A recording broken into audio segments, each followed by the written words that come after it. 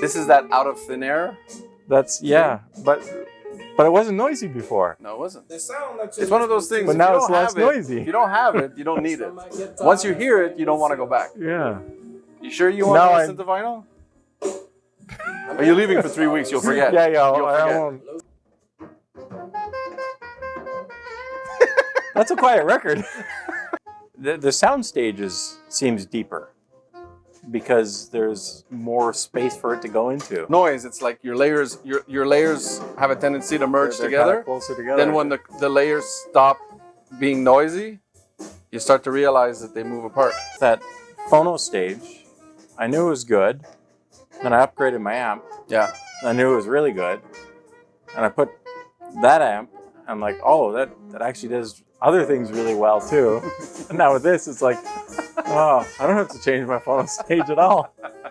I'd be very happy with this. That's high praise because your system is dialed. Well, I mean, you heard some of the reasons, some of Yeah. the things that contribute to Yeah. that. Yeah. Because I heard similarities to my system. I attributed it mostly to your drivers and your speakers and kind of your biamp setup. It's not. But if you have a transparent amplifier and a transparent pre-amplifier, Just- and your speakers are very revealing, your speakers are extremely revealing, and so is that Krell amp, because you felt like it sounded almost like my place, but there's still two massive differences, three massive differences. yeah. But it It's shows still you that they're not coloring the sound.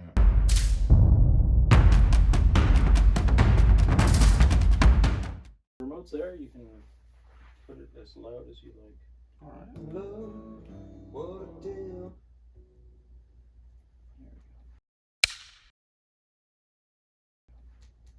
You missed my first reaction. Oh, the camera got me though.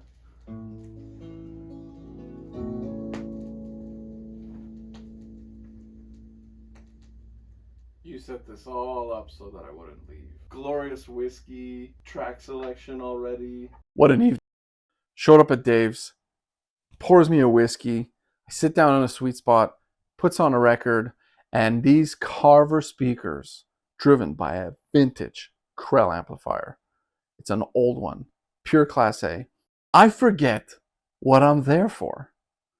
I'm supposed to be there to document, make a video. That I'm listening to music because it sounded just lush, warm, inviting. That energy that comes off a record. I'm going to tell you right now, for me, I don't care about the audiophile BS that is associated to listening to a vinyl record. If you have a vinyl collection and you have a good turntable and a good phono stage, it's the energy that comes off a record. There's something about that energy that is projected into the room that is intoxicating. Forget being an audiophile. It's intoxicating. I could find things to optimize with that presentation. But while I'm sitting there listening with a glass in hand, I forgot what I was there for. Hell yeah! It was relaxing. Felt like I was at a nice lounge. Dave's a great guy to talk to. When I mean great guy to talk to, he's a guy who's open-minded, shares what he thinks without imposing biases. It's one of those rare individuals you come across that it is pleasant to have a conversation with. So after spending a good amount of time listening to Dave's system and getting a good idea of what it is that was happening, I had brought two things for fun, for an experiment. I brought my Frankenstein DAC, my musical paradise, my heavily customized musical paradise. Whoa. Slow the fuck down. Let's talk about the differences between the two systems first. What does Dave rig do well compared to what my rig does well, and where things can be improved? All right, let's check that out first. Then we'll talk about the DAC and the stuff that I brought over. Let me jump quickly to what I found was really good about Dave's rig and what I thought could be improved. So the first thing is the resolution. Dave's resolution is actually really good, and it maintains that resolution and separation of instruments at any genre of music. This system could play just about everything. Yeah, even if it's just an old Class A amplifier, those speakers with that amp is a great match. It could play all genres of music. It was really, really good. The bass performance, to have these open baffle speakers dig down to the 20 hertz region is felt. You could tell. Like there's like a deep range to these kick drums that go all the way down. And it's not that the drum sounds better, but the acoustics around the drum feel better. Like there's a sense of scale that really is felt thanks to that low end frequency. The sound when he plays analog, when he puts on a record, the warmth that comes out, the sense of you just feel happy and euphoric. You just want to sit there and listen to music. You don't want to analyze like an audio file. Like Dave must just go down there and just relax, forget about anything that happened during the day. That's his system. It's warm, it's rich in bass, detail, and performance. And the soundstage is decent, which brings me to the things that I think could be improved. So the first thing that was also very obvious when I kicked myself in the head to say, okay, go into analytic mode, let's see what's going on here. So the first thing is that there were a few veils in front of a system. And having a veil, to me, I can tell that there's resolution, but I can also see that there was a veil.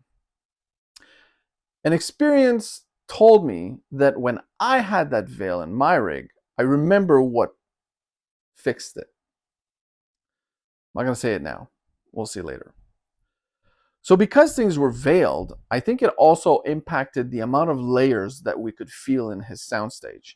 So the soundstage was mostly positioned slightly behind the speakers with some depth, but not crazy depth, especially considering the speakers go down into the 20 hertz range.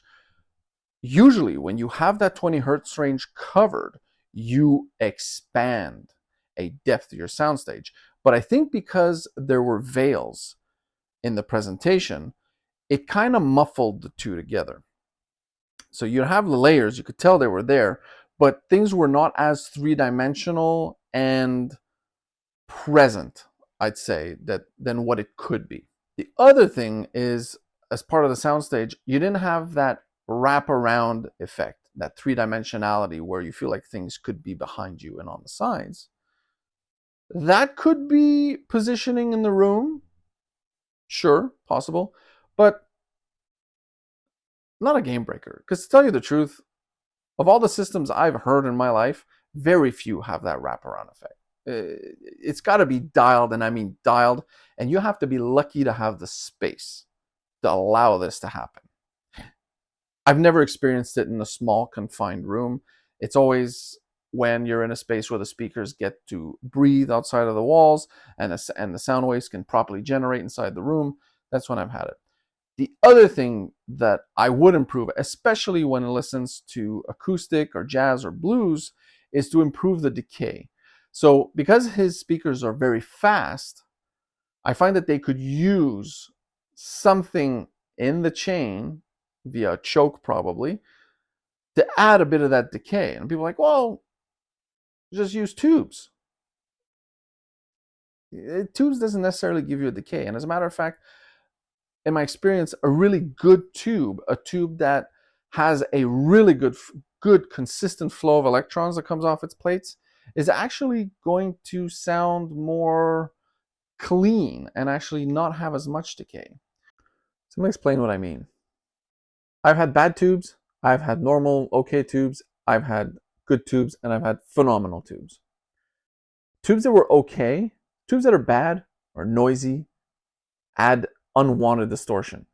So think about distortion. I think distortion in music production can be a great thing because it's controlled, it's what the artist wants, and it's done in a way that enhances the emotions and the message that the artist wants to convey or the engineer wants to convey.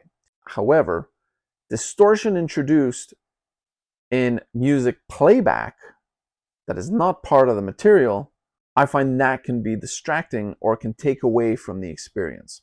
So bad tubes will be noisy, they'll add too much distortion.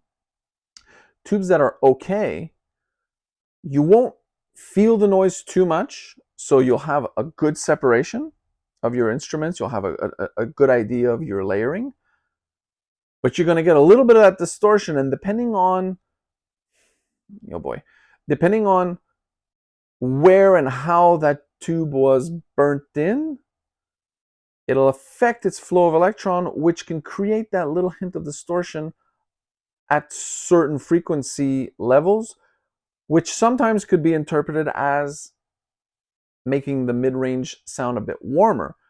That can be really nice. But when you have that little bit of distortion, your mid-range will sound really nice, but it's really challenging using that type of tube to go and get that super clean sense of spaciousness that will contribute in getting that three-dimensional effect and in-room presence. Now, there's a lot of other factors, but I'm only saying this because when I've used really good tubes, so tubes that test pretty much no noise, no distortion, as clean of electron flow as you would want, so that the playback of the music is as much unaltered as it could be by using tubes, you're not going to get that distortion. The tube is actually going to sound cleaner. It's not going to sound like it's bumping up the mids or it's bumping up the upper bass, or worse, sometimes when they're just a little bit noisy, just a hint of noise, it'll make it almost sound like the treble is tilted upwards, but no, it's kind of like the noise gets mixed into the highs. So when you have a good tube, a really good tube, it's not going to give you that little bit of distortion. It'll sound super clean, super deep, super spacious, and you're going to have a serious kick in the bass. And it's actually going to be revealing the nature of the components in the amplifier. So you have to keep that in mind.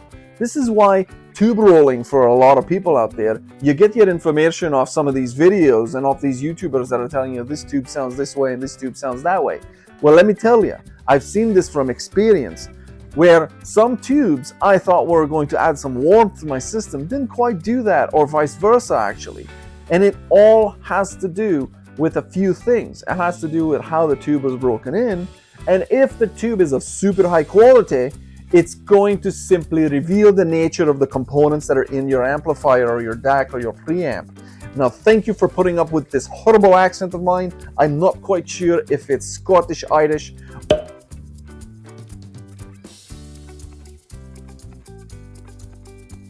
This is a give and take thing, because if you add too much decay, it will come at making your layers in your soundstage potentially suffer a little bit, because then things start to overlap. So you want the decay, but the more decay you have, I think the better your amplifier has to be in order to maintain and to keep up, because it's pushing notes that are still there while it's pushing a lot of other notes. Same thing with the speakers. The speakers have to be able to keep up. In Dave's case, I know that they'll be able to keep up. So now if we were to compare with the strengths of my system, so my system, one of its biggest strengths is that sense of in-the-room presence of instruments. When you're listening to acoustic music, singer-songwriter stuff, jazz, blues, some rock, depends on how heavy the rock is. My system gives a great sense of decay if I want it to.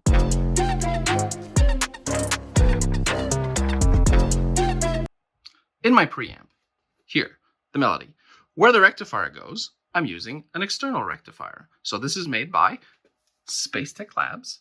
It is the STR 1001 MK2 Super.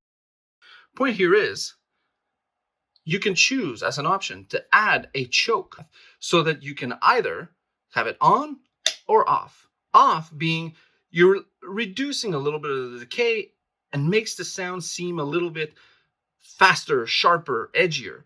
But when you turn it on, and you can do this on the fly, by the way, you increase the amount of decay. Huh! Now you know what to ask for Christmas, boys and girls. Ho, ho, ho! Cameras off? Yeah. Huh. Okay, girls, you can come back in. The camera's off. Let's go. Let's get this done. So all of these genres of music excel when you have a really good quality decay. If you combine that with a really fast attack, both in the bass and in the mids and the high, you really get that feel of the instruments in my room, as well as the voice of the singer. Really, you feel the singer in the room. The other positive of my system that is great is the spacious soundstage. The three-dimensional effect, the height of the soundstage, it's great. Now, in the things that should be improved for my system, the first thing is to be able to play more music genres at that magic level. I don't know that I'll be able to achieve that with the setup that I have now. It would require, I think, a slightly different technology in the terms of speakers that I use, because the drivers I have don't have the physical capabilities, I think, to maintain their resolution and their magic when it's a very, very complex and fast recording with insane dynamics, lots of instruments. Then things start to suffer a little. Another thing that needs to be improved with my system is I'm missing that last 10 hertz of the bottom bass layer. So between 20 and 30 hertz, it doesn't really exist in my system. My in-room response is around 30 hertz. The bass drivers I have do go down to 30 hertz. If I didn't have them in the corners of the room, the bass response would not be as good in the 30 hertz range. I'd be more in the 40 hertz range. But using my corner walls as bass horns, I'm getting a much better bass response in the room. But it's still not what Dave has with his speakers, because his speakers play at a very good SPL down in the 20 hertz region. Okay, so we need to really dive into the strengths and weaknesses of each of our systems. But before we do that, let's have a closer look at Dave's rig. What I did to show you guys Dave's rig is I'm going to take each of his main components and I'm going to find sources online where anyone could go and purchase these on the used market, just to show how attainable this can be with the right amount of patience. So let's start with the speakers. Carver. These Carver open baffle speakers, found a pair on US Audio Mart right here. Let's check this out.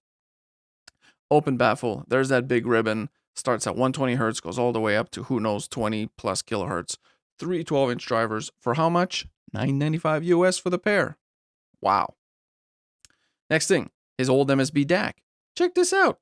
It's under $700. I think Dave picked it up his up for $500 even. So if you're really patient, you could pick this up for a really good bargain. It's a great sounding DAC. Anyways, so third, sorry. Now his phono stage, the Synthesis Roma 79 DC, $1,000 Canadian. So under $1,000 USD, you could find this thing. Beautiful preamp. Check this. It's beautiful, beautiful. Now, next, his turntable, the Opus 3 from Continuo turntable. 1,100 Canadian. Again, that means you could pick this up under $1,000 USD most likely, or around $1,000 USD. What a buy. His Krell KSA 50, 100 watts, Class A, old school Krell. This is built like amps should be built today. It sounds amazing. I can attest to that. And I found it on Reverb for 1,700 Canadian, which means with a little bit of patience, you could definitely find this well under 2,000 USD. Although I would make sure that it has been recapped. And last but not least, let's go see if I can find a Doge 8 preamp for sale. And I'm pretty sure. Well, there you go. Okay, so there's one on the Canadian Audio Mart. That's going to redirect me. Just give me a second. No, taking too long. All right, check this out. 1,100 Canadian for this preamp. Okay, Dave has the mirror faceplate finish, which they made for a very short period of time, but essentially the same preamp overall. Outstanding. And it was really transparent when I was there. Really thought it was excellent. So look at this. You're talking $1,100. Let's round it to 1,000 US. Let's talk US dollars. 1,000, 1,500 US. We're at 2,500. Turntable in USD. What was the price again? Okay, let's put it at 1,000 US. We're at 3,500 US. another 1,000 US for the phono stage, 4,500 US, and then add 500 for the DAC. We're at 5,000 US plus another 1,000 US for the speakers. You're talking a rig for $6,000 that you can get on the used market that is worth well over $15,000 if you were to buy this brand new. And I can attest that the synergy between these speakers and this amplifier with this preamp will give you a result that will rival many, many of the high price rigs you hear at shows. Dave, congratulations. You got a heck of a good system. And you got it at a bargain. You genius. Okay, strengths. Considering they're both open baffle. I have tubes, he's got solid state. I got paper cones, he's got a ribbon. Digital source for my primary, his is vinyl. My strengths, the in-room presence, no veils. It's a three-dimensional soundstage that wraps around a gorgeous sense of decay and realism to the instruments and voices, whereas he's got a consistency of resolution and speed across all music genres. His bass performance is tight, deep, and fast, the warmth of the mid-range, and his resolution is awesome. Now, what could be improved on both sides? From my end, I can't do the magic on all music genres, and I'm missing that 20 hertz range in the low end. Dave, on the other hand, he could improve the amount of veils that are presented in front of his system, the soundstage height, the wraparound effect, and the soundstage depth. So after spending a good amount of time listening to Dave's system and getting a good idea of what it is that was happening, I had brought two things for fun, for an experiment. I brought my Frankenstein DAC, my Musical Paradise, my heavily customized Musical Paradise. What's customized in my DAC? I have changed the capacitors from the V capacitors to wax and oil Jupiter capacitors. I have changed the tubes. I use a variation between Linley Elite tubes or Cryotone tubes, and these tubes are spectacular. I have upgraded also the rectifier, which I go back and forth between the 5U4G from Cryotone, and right now I'm testing a 274B from another company that released a new model, which is very decent. Other things, I also upgraded the fuse in the DAC because I'm a very, very much a believer that in hi-fi, signal and power, those two have to be clean and good.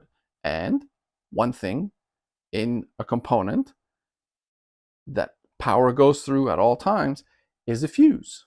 That's why if there's a spike in power, the fuse is there to save your gear. Now, if that fuse is of low grade, low quality, there's an impact. Now, like I've said in my previous videos of how to achieve your end game, power is crucial. The cleaner the power, the better everything will sound. Now, hold on.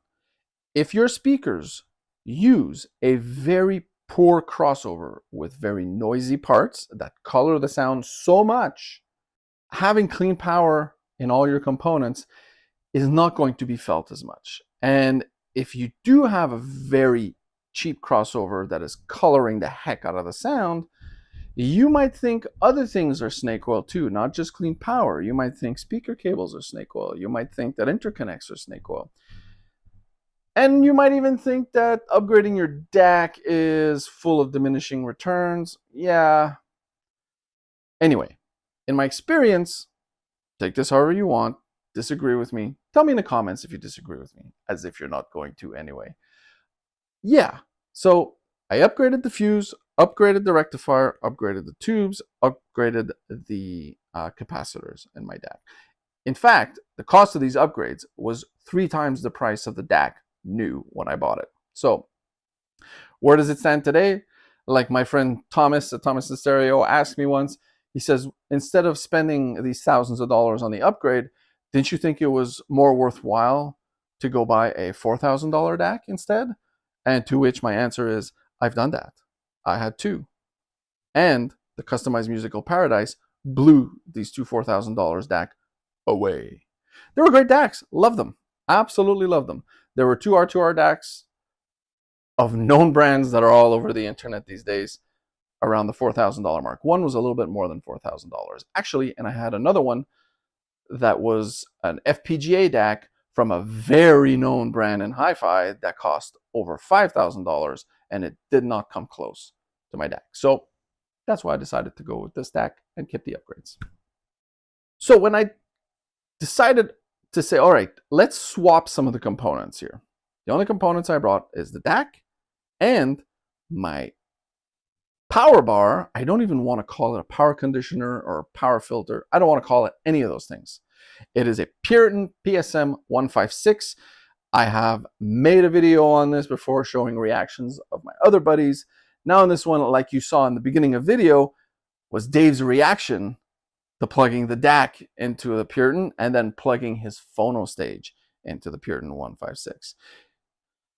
My gut feeling was that the bigger difference would be felt by his phono stage. Because to me, if you take a phono stage, if you look at the signal that comes out of a cartridge, it is so minute in terms of voltage that it then has to be stepped up and applied gain to it. Well, if there's noise in the electrical current along the way in these steps, that noise becomes part of the sound wave when it gets to the preamp and then the amplifier. So my logic was, if you take a microfilm, a video microfilm, that you want to extract an image and blow it up into a poster, there's two parts to consider, which I'll use that as an analogy for clean power. If your lens that you're using to extract the image of the microfilm is full of dust, the dust here being the noise that can come in clean power, when you blow up your poster won't be tack sharp. It won't be clean looking. There's going to be some fuzziness to the edges because you have a dirty lens. Well, dirty power in components that have to take a sound wave that is this big and make it this big for your components to then be able to amplify it. Similar, here comes all the smart keyboard warriors. You don't know what you're talking about. It has a huge impact. And I just heard it. The impact with the DAC is great. I know this. Many of you know this. Clean power on your DAC, big difference. Clean power on your streamer, big difference. Clean power on any digital components, big difference. Phono stage, holy moly. This was a big difference. Okay, I have to tell you, when I had a collection of records and I had a turntable, when I went from a moving magnet to a moving look, it's like a moving magnet cartridge of about $200 to a moving coil low output of close to $2,000, that difference in resolution, in scale, in micro details and macro details, the presence, the feel, the three-dimensionality, I felt almost the same result by inserting his phono stage plugged into the Puritan 156. And like Dave said in the in the clips, it's not that it was noisy before. It was, that's what I call the veils. Because once the Puritan got in the chain, those veils gone. It felt like his moving magnet. It's not exactly a moving magnet. I forget what he referred to it, but it's not a moving coil, and it's not a moving coil low output. But wow, the performance jump in clarity, like you removed like veil gone, veil gone, veil gone, veil gone. It was like his soundstage went deep and went far back. You had like I was explaining to him, the layers before that were noisy, they're far apart, but the noise occasionally is interfering with each other. When that noise stops, the space, you could feel it. And it was almost like as if also he had deep cleaned his record at the same time. It was just that much better. I was so happy to watch his face when he heard it himself and see his reaction. It was priceless to me. Loved it. And it had the effect I was hoping for. It also showed him that parts of the things that his system could do better could be easily addressed with a Puritan PSM 156 without, and people are like, yeah, but that's an expensive bar. It's a little over $2,000. Right. But guess how much the next level of upgrade in phono stage costs, the next level in preamp costs, the next level in amplifiers, when you're trying to remove these veils that you will not remove or marginally remove if you have an amp that has a much better noise control, better cleaner circuit, same with your preamp, same with the phono stage, you will spend far more than $2,000. So if you get a Puritan 156, they realized, whoa, all right, that's what he said, I don't need to change my phono stage. No, he doesn't. Add clean power, you get to see how good your equipment is. Keep calling the snake oil all you want. Sure, enjoy your hunt of more gear and more gear and more gear. Have at it. It's fun. I get it. But stop complaining that your system has veils. And a lot of people say, mine doesn't have veils. They don't. But like Dave realized, he didn't think his system was veiled up until he heard his system without them. So the other thing that to me was even more fascinating, because I had a good idea. I kind of knew that the Puritan was going to do what it was doing. Oh, that's scientific. It was doing what it was doing. But when I hooked up my DAC, Dave's first words were, whoa, it sounds like your system now. What? Wait a sec. It's like, what do you mean it sounds like my system? He's like, that sense of presence, the instruments, again, more veils are lifted, the three-dimensionality of the soundstage, the attack in the skin of the drums, the feel of the wood of the guitars, the voices. He was like, whoa. But to him to say, it sounds like my system, and then I heard too, and I was like, yeah, you know what? It does sound very similar to my place. The only thing that still was kind of different was the overall soundstage presentation, but that, I think, really has to do also with positioning in the room, artifacts in the room. That's different. From one place to another, you'll get a good amount of similar soundstage, but if you don't have the space to develop and the distance between you, the speakers, behind you, things on the side of the speakers, etc., the soundstage might be a little bit tricky to maximize just with gear. You need to have the positioning as well. But Dave was right. It sounded like my system. And yet, he's a solid state amplifier. I'm a tube amplifier. Ribbons versus paper cone full range drivers? What? Both with my DAC sounded almost the same. Not quite, but the similarities were very, very present and astonishing. Almost overwhelming at times, because not overwhelming in the sense that you can't tell the difference. Overwhelming in the sense that it was so surprising and it was baffling our minds at first. But then I got very happy that this was happening. And I was very happy for Dave as well, because that showed that the transparency of his equipment is awesome. He can take any source, plug it into a system, and he will tell the differences like that.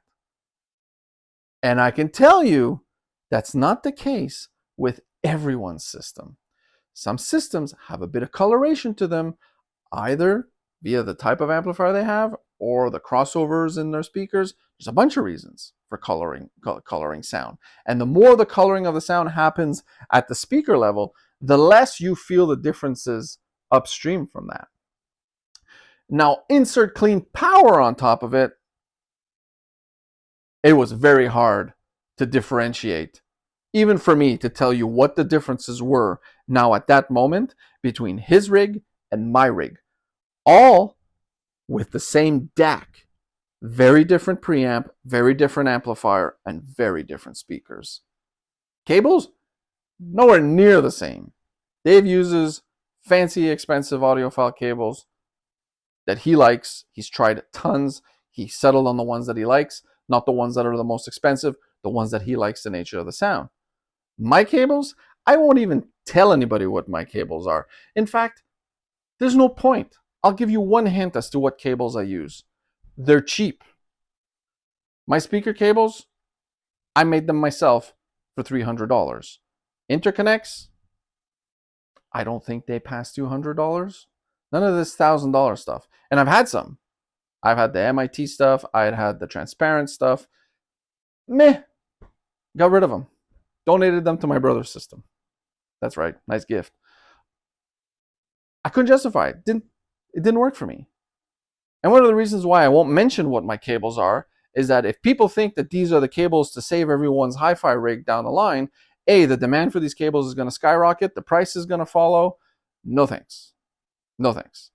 And besides, in the process, I'll also be called a ton of names saying that these cables don't do a difference. Right, that's also because your system's probably being colored, or you didn't let these cables break in for a good 100 hours. Trust me, makes a difference. Anything that's current flowing through it, let it settle down, let it run its course, then they start to shine. Unless you're a cryotone tube, and for some crazy freaking reason, cryotone tubes sound spectacular day 1 and day 1000. All right. Fascinating though. Dave's system is so transparent that by putting my DAC in there, I felt like I was home. So someone would say, yeah, swapping gear, if you have the same speakers, it might sound the same. If your speakers are transparent and resolving,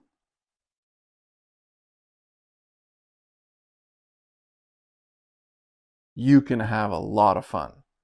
If you're changing components and you get to a point where you're like, wait a sec, I don't hear a big difference. Stop.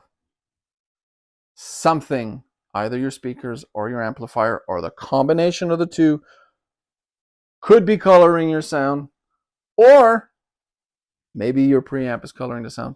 It depends. So, this, to me, was a great learning experience as to what you can actually do when you have a really good matching of your speakers and your amp. Dave's Carver speakers and his Krill amplifier is a phenomenal match. Honestly, phenomenal match. Also, think that after this experience, Dave's rig is the winner. Why? Because it plays any genre. It does it well. It's got better bass performance. His soundstage could be optimized based on the room. So the way he has it set up is how his room really allows it to be set up. So it's fine. All he has to remind himself, if ever he's fussy on a soundstage one day and wants to change it, he just has to remember that this is what his room is going to allow the soundstage to be. So don't chase other things. Don't go buy other speakers or whatnot. You're fine. And to improve the removal of these veils, well, he saw that Clean Power cleans that up real well. So if he cleans the power, then his rig will outperform mine across most of the characters and parameters. Sure, I might have a few niche things that might be very hard to knock out, but they're small. Whereas Dave will have, out of 10 points, Dave will beat me on 9 of the points. So Dave, thank you so much for this evening. Happy to have built this connection and friendship with you. I hope we get to collaborate more. I think we can learn a lot from each other. This is a lot of fun. And yeah, I mean, guys, really, do you believe me? Do you think that a transparent system can sound like another transparent system with completely different gear just by changing the source? Let me know.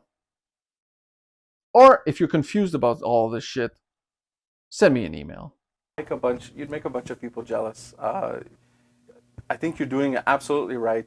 You're using calling it a moving magnet. It's not exactly that, but Basically, it's not a moving coil, so It's not a- moving iron, yeah. It's a Negaoka MP500. you're doing absolutely right because you're getting all the benefits of an open baffle speaker. You're lucky because you have open baffle speakers that have killer low end. Because a lot of people are like, there's no bass in open baffles. I'm Well- like, people need to wake up. Also, the positioning of them, because they're kind of almost in the center of the room. Mm-hmm. There's just It's as much true. room behind them as there is in front of them. Yes, yes. And then my seating position is, 2 Yeah. or 3 feet off the back wall.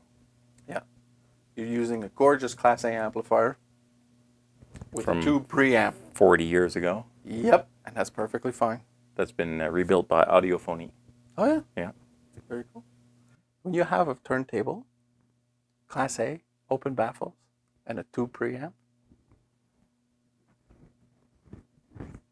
it works. Let me tell you, it works. I'm pleased to hear that because it's just like very good.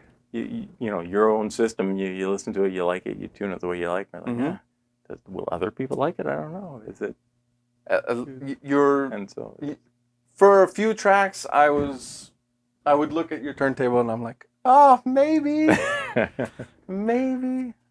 But what stops me is I look at your collection of records, and I don't have my collection of records anymore. And yeah, to build a collection of records today from scratch, it's I wouldn't recommend it. no. I honestly, neither. I mean, I have the first records I ever bought as a teenager, and then I've just been buying them and putting them in shelves ever since. So Yeah.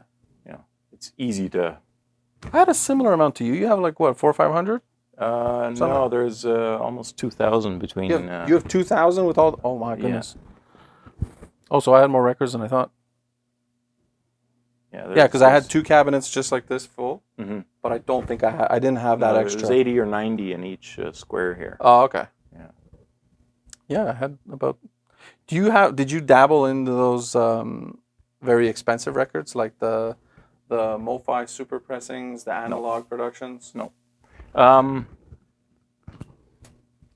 I have. What is this one? Oh, I think this one is. What is this? That looks expensive. Nina Simone. Yeah, I had that one. This was a gift. Oh no, that's not the one I had. Sorry, I didn't have that one. What is this? I've had a couple, but this one's pretty good. Analog Productions, I think, is That's as productions. that's as rich as I go. But most of them are just But even Rich's, like analog productions are not cheap. yeah. Brand new. They're what are they? $80 each Yeah, now? that's too rich for my blood. Like, pretty much everything that I've bought in the last 20 years is used. Couple of them new, but 25, $30 is as much as I'll spend, and I don't have multiples. It's I get what I get, and that's how it sounds. So. Yeah, Jethro Tull. Yes. I got a bunch of Jethro Tull. Love this album. So awesome. Yeah, so I was interested in hearing, because I know some people really don't like pops and ticks on records and surface noise, and that just kind of ruins it for them. And maybe it's a generational thing, if you didn't grow up with it, and then you put it on and it's like, oh, what is this noise? I don't, that's foreign to me, and it's too distracting. For me, especially when I got this cartridge, because it's got such a fine cantilever and fine diamond, I find that the pops and ticks are quieter, but also completely separate from the music. Right. Like the music has its own dimension, and then Agreed. it's just kind of. Agreed. But I find that's what I don't like when the system is too high end. I find really high-end systems become almost like a caricature, an exaggeration of life, sort of. That there was the TAD system at Montreal. Yes, it was very like wow. It was like an IMAX of everything. Yes, exactly. Everything was so grand, so refined, so detailed. Yeah. It doesn't sound like that when you listen to live music. It's not that. Yeah. Live music is actually a little bit aggressive to your ears at times. It Yeah. can sound a bit muffled. Sometimes it can sound a bit boomy, depending on where You you're got a sitting. trumpet playing, a real trumpet. Oh, playing in your it's face. in your- It's like, that's Yes. grating. That's, Absolutely. Yeah.